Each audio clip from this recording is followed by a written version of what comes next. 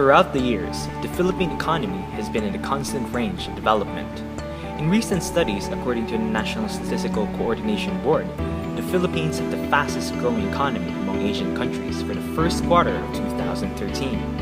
NSCB added that the country's gross domestic product, or GDP, grew by 7.8%. Despite the growing data on the country's economic charts, some say that they had not had a single benefit from the said economic growth. The poor are still poor, and neither did the rich change their status. It's only the elites who feel the growth of the economy, they added. With this kind of perspective, what would be the country's economy in the next 50 years? Would then the poor finally feel the economic growth? Or would there be even more of them complaining about the problem? Can we even ride along the uprising economic giants surrounding us? Can we be the next economic giant of the world? Join me as we answer these questions here at Pilipinas 2050.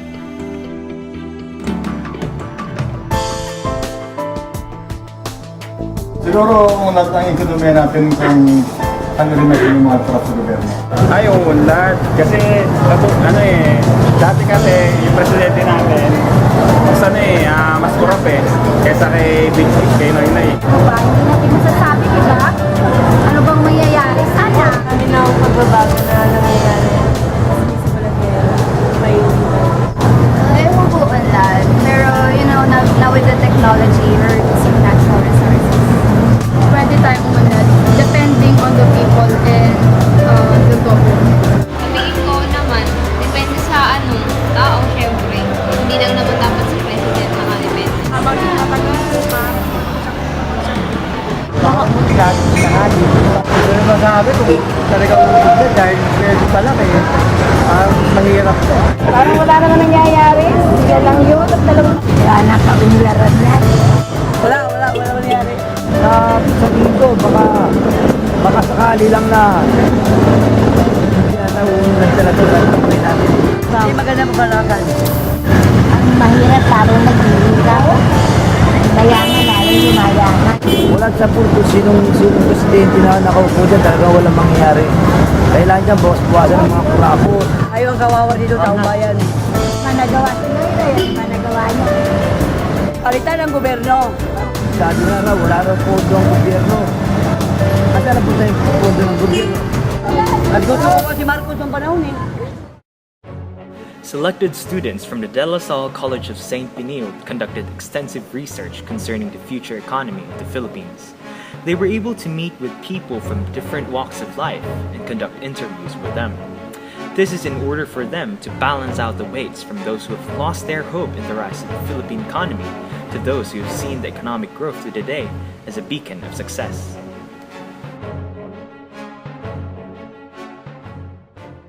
Well, there's possibility na umunlad ang ating ekonomiya kung if we are going to adopt the proper ways at saka yung magkakaroon talaga ng specific, ang government magkakaroon talaga ng specific na plano at saka yung ating mga method, mag-ano sila ng mga policies with regards to how to improve the economy. 2050, the Philippine economy can only rise either 10 years from now or from 2050 if the government will have a serious goal. What do you mean by goal? It's the specific objective goal per the term of the president. So let us say that the term of Noynoy will end up by 2016. Okay? Prior to the end of his term, there should be a specific goal on where the Philippine economy will lead to. Now, that can only be a possibility on 2050. That will be done by the next president who will succeed Noynoy. Well, that's conditional. Okay. First thing that you need to consider if the basic infrastructures that would make our economy boom will be there. Because otherwise, we won't reach that part or era na we will become really an economic giant. So by 2050. But of course, you really need to be optimistic. Pwede yan, pwede tayong umunlad. At well, ngayon, maganda ang ating as far as ngayon sa kasalukuyan, maganda ang tinatakbo ng ekonomiya natin. Pero alam mo, ang ekonomiya kasi subjective yan eh. I mean, you have to balance yung trade, tapos yung dollar price. Merong pag tumaas ang dollar, merong mabe-benefit na mga industry, pero meron naman din sa kabilang panig na magkakaroon ng konting problema. And then, pag naman tumaas ang peso, also, very complicated kasi yung market natin eh, yung ating stocks eh. So, right now, well, being a third world country, medyo maganda ang ating stocks as far as the yung ating economy is concerned. Maganda naman ang tawag na being a third world country kasi iba dito may nagbo-boom na business, sa iba mataas, dito pumupunta sa atin. Well, it's quite hard to make forecast on the status of our country by Asian 2050 or your Asian century. However, if the present economic gains will be sustained and efforts on good governance and transparency will bear fruit, well, the Philippines can be an economic leader.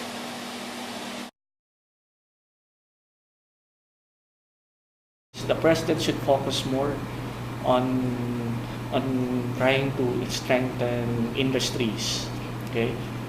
Not BPOs, not just BPOs or entry of foreign investments. We should have our or strengthen the small and medium enterprises, okay? Strengthen the manufacturing and agricultural sector because these are the areas where the Philippines is said to be strong. Of course, there should be a combination of the micro development and macro development of economics. In other words, it's not a question of whether you have resources or not, but how are you going to tap these resources and enhance these resources for the benefit of all. So it's not only a selective economy, like only the rich or only the businessmen can benefit from it. It's more of a combination of the development of the poor and minimizing the gap between the rich and the poor. And another one, as I have said earlier, there should be a specific goal, like what is the target of the Philippines by 2016? What is the target of the Philippines by 2025? What's the target of the Philippines by 2030? And how are we going to adapt to these current changes if in case that there will be an impact in the global economy? If we won't be able to develop those industries, we will just be committing the same mistakes, just like GMA, ERA, FBI. Yeah. Well, the Philippines is part of Asia, and we have to be competitive in order to contribute and make our destiny, our own destiny in the ASEAN region. Well, with the right preparation and reforms on good governance and transparency, our own country will definitely be able to compete with our Asian neighbors. Noy does not have any specific goal by 2016. Although he is stating in his SONA that the Philippine economy is growing in terms of GNP and GDP. Well, in a way, he did, particularly in trying to curb corruption. Okay, then at the same time, changing the mindset of most of the government officials regarding their approach with our economy. But one thing is, I think I would love to expect with our president, enough of vendetta politics, or you're trying to get back on those people who are said to be responsible in bringing our economy down, particularly the previous administration, di ba?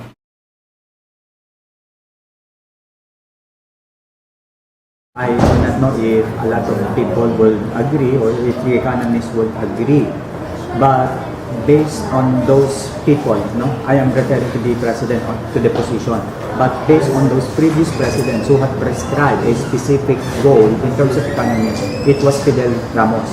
Because he's the only one who established the Philippines 2000. Although ambitious, although we did not achieve it, but the point is, he's the one who objectively and explicitly stated the Philippines 2000. But it didn't work. Why? The per capita income of that economy was never achieved. and then the so-called resources was not tapped. But in terms of prescribing the goal for Millennium Plan or the so-called Philippines 2000 vision and mission, then I think he's the only president who was able to do it. You need to consider Marcos, the Marcos model. He was able to provide all these infrastructures that are said to be connected, no, with each other, ranging from roads, okay, farm to market roads. We have the expressways. You know, it provides a smooth flow of goods from north to south, and then infrastructures in communications.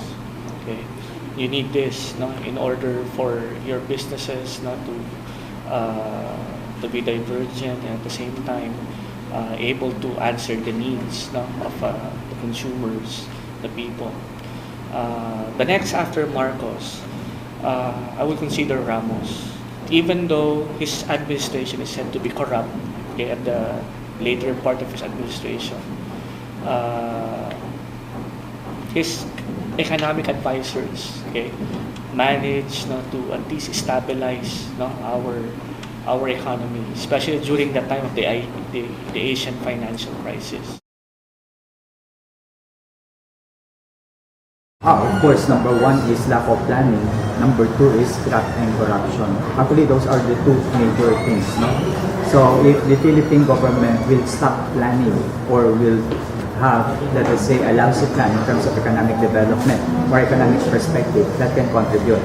And another one, no matter how good you are in terms of economic planning, but if all of these government officials engage in graft and corruption, that would somehow destroy the enhancement of our economy, that would also lead to the fall of the Philippine economy. And not to mention the global economy. Of course, we are totally dependent on the economic recession globally. The country is still slowly recovering from almost 3 decades of stagnant growth or economic stagnation, as economists calls it. Our society has been perennially divided and crippled by corruption. So we have a lot of fast catching up to do within the region.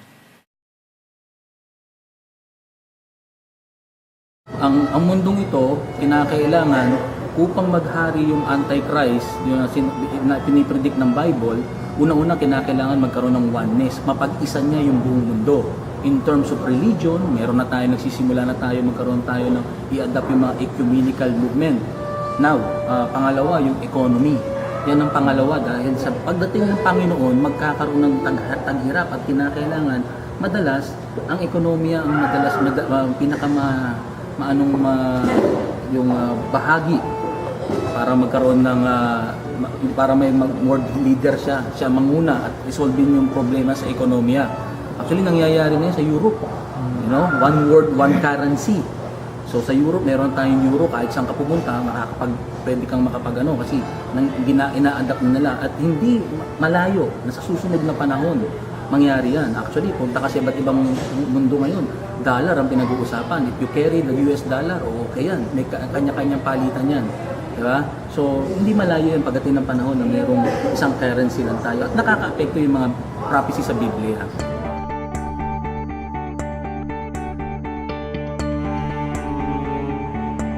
Filipino people have different opinions. Some say that it is the government who should be responsible for the economic growth. Some say that it is the people themselves.